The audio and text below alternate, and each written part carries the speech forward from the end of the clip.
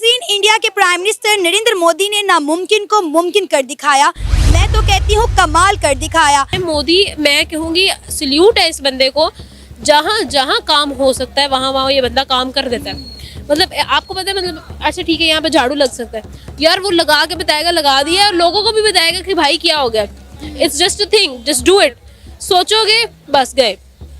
तो वो बंदा जो है ना, आपको आप देखें कि जहाँ तक सोच जा सकती है ना, वो उससे भी बियॉन्ड काम कर रहा है। इंडिया जो है वो अब एशिया का टाइगर, जो है इकोनॉमिक टाइगर, वो बनने जा रहा है। और वो बनने जा रहा है सिर्फ और सिर्फ नरेंद्र मोदी की सरबराही में या उसकी लीडरशिप में बनने की तरफ से अगर बात की जाए, अंडर वाटर ट्रेन और इतनी फास्टेस्ट ट्रेन जो है वो चलाना, हम लोगों ने ट्रेन की इनोवेशन के नाम पर जो एक काम किया वो ऑरेंज लाइन चलाना था, वो भी लॉस में जा रही है, ठीक है। लेकिन उनकी तरफ से जो बिजनेस किया जाता है, जो स्टेप लिया जाता है, वो प्रोज एंड कॉन्स देख के करते हैं।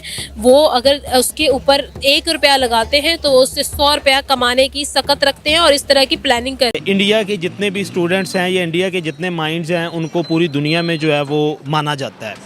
ये क्रेडिट बिल्कुल इंडिया पे जाता है कि उन्होंने ह्यूमन रिसोर्स पे इन्वेस्ट किया है। ह्यूमन रिसोर्स पे उन्होंने इन्वेस्ट करने के बाद उन्होंने खुद प्रोड्यूस करके दूसरे ममालिक को दिया, ना कि दूसरे ममालिक से उन्होंने खुद खरीदे हुए हैं। तो ये इंडियन नेशन को, और दूसरा क्रेडिट जो बिल्कुल इंडियन नेशन को जाता है कि उन्होंने मेहनत की। और छोटे, आप ये देखें कि इनके जितने बड़े बड़े ब्रेन हैं वो बड़े छोटे लेवल से उठ के आए हुए हैं, देहातों से, गांव से उठ के उन्होंने जो पूरी इंडिया को रीशेप कर दिया है। तो ये एक इंडियन नेशन को पूरे का पूरा जो है वो क्रेडिट जाता है। देखिए, इंडिया प्रोग्रेस कर रहा है, नो डाउट, ठीक है ना।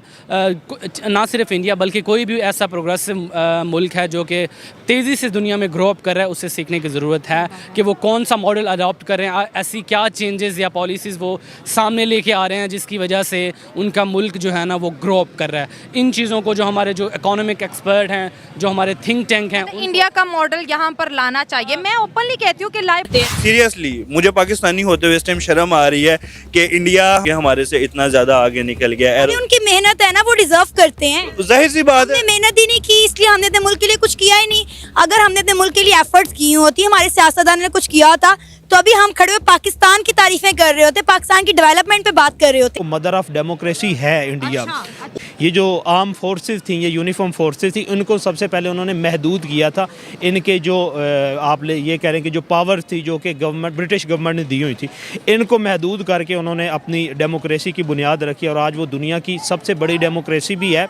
और अब वो इस डेमोक्रेटिक प्रोसेस के ज़रिए जो है वो एशियन टाइगर बनने जा रहा है। बड़े ज़बरदस्त लोग हैं जो कि ब्रेन ड्रेन करके ना सिर्फ अपने ममालिक में इस तरह के वो कहते हैं ना कारनामे अंजाम दे रहे हैं, बल्कि वो यूएस और वेस्टर्न कंट्रीज़ में जाके भी ना सिर्फ अपने मुल्क का नाम रोशन कर रहे हैं, बल्कि वहाँ पे जाके लोगों को डायस्पोरा पूरी दुनिया में सर उसका एक मकाम बिल्कुल आप देखें, आप सिलिकॉन वैली देख लें इंडिया की, एंड बाकी चीज़ देख लें कि लॉ एंड ऑर्डर सिचुएशन हमारे यहाँ बिल्कुल ज़ीरो है। मुल्क में डेमोक्रेसी का, लॉ एंड ऑर्डर सिचुएशन का, और बेसिक जो या बुनियादी हकूक़ जो होते हैं किसी भी रियासत के लोगों के, उसका ज़िम्मेदार एक इदारा होता है, एक अदलिया होती है, और दूसरा वहाँ का चीफ़ इलेक्शन कमिश्नर होता है। हमारे यहाँ बदकिस्मती से ये दोनों इदारे जो कंट्रोवर्शियल के हम वन साइडेड हुए पड़े हैं। ये हमारा हमसाया मुल्क भारत है, इंडिया। और नहीं रहने दो भाई, इंडिया नहीं कर सकता है। ये इंडिया ही है भाई, इंडिया ने कर दिखाया है। किधर दिखाया? देखो, ये देखो, इंडिया ही है। इंडिया का है? हाँ, इंडिया का है। ये तो समझ में नहीं, मुझे नहीं लगा कि इंडिया का है। प्रूफ दिखाएं, प्रूफ। मैं कह रही हूँ इंडिया। प्रूफ दिखाए जरा। ये देखें, लिखा हुआ है नीचे, ये देखें, डिस्क्रिप्शन पढ़ें, डिस्क्रिप्शन। ऐसे बढ़ गया, पाकिस्तान बढ़ गया जी भाई। से देखें कि टेक्नोलॉजी के लिहाज से जो इंडिया ने प्रोग्रेस किया है, दैट इज़ अमेजिंग। इसकी वजह यही है कि वो वहाँ के जो लोग हैं वहीं आगे उभर के आ रहे हैं, और उन्हीं को वो प्रमोट कर रहे हैं जिनके पास जेन्युइन किस्म की कोई वो कहते हैं ना काबिलियत है। इस वजह से वो तरक्की भी कर रहे हैं।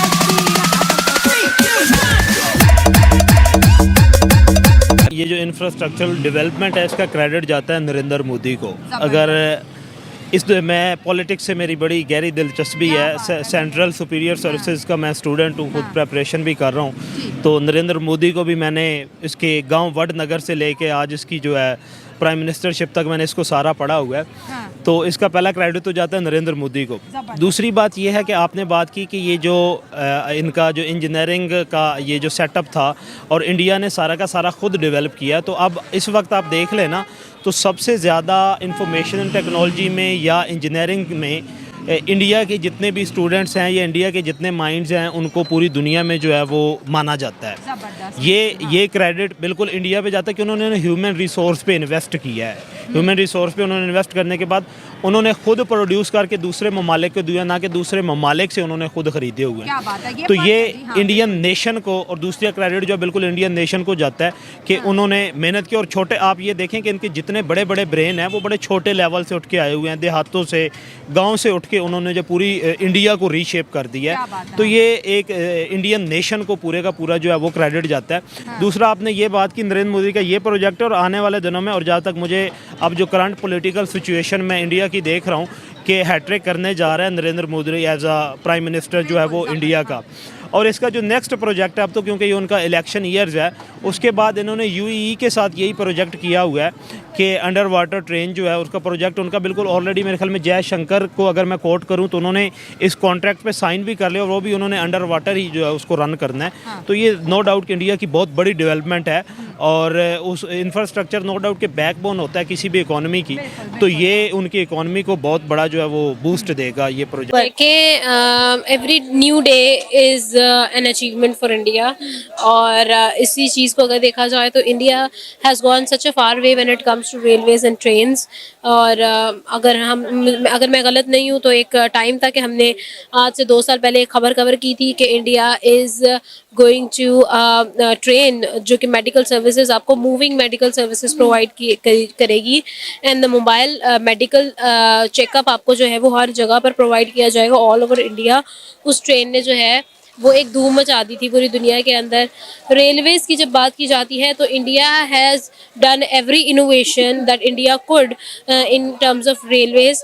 अगर मुझे खुद याद है कि हम अगर अपने रेलवेज़ की बात करें तो हर दिन हम लोगों को जो है वो इनकन्वीनियंस का सामना करना पड़ता है। हमें अगर ट्रेन का सफ़र करना है, माइनर इनकन्वीनियंस, मेजर इनकन्वीनियंस हमें हर रोज़ जो है पैसेंजर्स को देखनी पड़ती है। भाई ट्रेन के एक्सीडेंट्स बहुत नॉर्मल हो गए हैं। अगर हम पटरियों की बात करें तो कोई एक, अगर आप मुझे 1 मीटर का एक टुकड़ा दिखा दें जहाँ पर आपको जंग नज़र ना आए पटरियों पर, तो मैं जिम्मेदार हूँ इस चीज़ की। ये तो 1902 के बनी हुई कह लें कि रेलवे लाइंस है। वो कहते हैं ना अंग्रेज जो छोड़ गए थे ये वही है। हमने तो रेलवे पे कोई काम ही नहीं किया ना। हमारा रेलवे का जो निज़ाम है वो हमारे सिलेबस की तरह इतना बोसीदा हो गया है। हमने ना अपना सिलेबस अपग्रेड किया, ना हम अपना रेलवे का निज़ाम अपग्रेड कर पा रहे हैं। देखिए यही चीज़ मैं आपको बताना चाह रही थी कि यहाँ पर अगर हम लोग अपने मेट्रोपॉलिटन्स की बात करें, वहाँ पर इस तरह की सर्विसेज नहीं है जो वो वहाँ जम्मू एंड कश्मीर में दे रहे हैं। पीएम मोदी, मैं कहूँगी सल्यूट है इस बंदे को, जहाँ जहाँ काम हो सकता है वहाँ वहाँ ये बंदा काम कर देता है। मतलब आपको पता है, मतलब अच्छा ठीक है यहाँ पे झाड़ू लग सकता है यार, वो लगा के बताएगा, लगा दिया, और लोगों को भी बताएगा कि भाई क्या हो गया, it's just a thing, just do it. सोचोगे बस गए। तो वो बंदा जो है ना, आप देखिए कि जहाँ तक सोच जा सकती है ना वो उससे भी बियॉन्ड काम कर रहा है। दोस्तों नमस्कार। दोस्तों मोदी जी ने अब वो काम कर दिए हैं दोस्तों जो पूरी दुनिया देख देख के दंग हो गई है। और पाकिस्तानियों के तो आप जानते ही हैं उनकी आदत क्या है। वो तो वैसे परेशान होते हैं जब भारत वाले कुछ करते हैं। उनको सिर्फ नफरत ही हिंदुओं से है। भारत को आप जानते हैं ना कितनी गालियां देते थे। ये हमेशा ये कहते थे कि हिंदू काफिर हैं, मोदी जी कातिल हैं, मोदी जी को बहुत बोलते थे, ये हिंदुओं को जैसे बोलते थे। आज ये देख रहे हैं कि हो क्या रहा है। तो इतने परेशान हो गए हैं दोस्तों कि इनकी ना मार मरी पड़ी है, क्योंकि इनको भूख लग रही है। ये भूखे हैं, इनके पास खाने के लिए कुछ नहीं है। ये लुटे पिटे बैठे हैं और कंगाल हैं। दोस्तों इनके साथ होना भी यही चाहिए, क्योंकि इन्होंने हिंदुओं को बड़ा जुल्म किया। वहाँ पे जितने हिंदू थे ना उनकी माएँ रोती थी, बद्दुआएं दी हैं, और बद्दुआएं तो दोस्तों लगनी लगनी है, बच तो सकते नहीं है ये। और आज वो पूरा का पूरा इनका तो टूट पड़ा कहर था। आने वाले दिनों के अंदर दोस्तों देखिएगा इनके साथ क्या क्या होने वाला है। क्योंकि कहते हैं ना कि किसी की बद्दुआएं नहीं लेनी चाहिए, लेकिन उन्होंने बहुत बद्दुआएं ली हैं। और आने वाले दिनों के अंदर तो आप देखेंगे जैसे इनके हालात है ना, वो इनके आपस में लड़ लड़ के मरेंगे, खून बहेगा दोस्तों। देखते जाइएगा पाकिस्तान का जो होने वाला है। मुझे तो बड़ी खुशी होगी दोस्तों। आप बताइएगा आपका क्या विचार है इस बारे में। वीडियो को जरूर लाइक कीजिएगा और चैनल को सब्सक्राइब कर लीजिएगा। Thank you very much.